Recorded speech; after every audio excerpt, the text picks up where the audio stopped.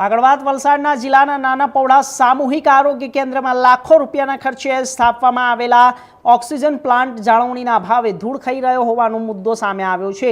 ચોમાસા દરમિયાન યોગ્ય સુરક્ષા ન હોવાથી પ્લાન્ટની મશીનરીને નુકસાન થવાની પણ આશંકા વ્યક્ત કરવામાં આવી રહી છે।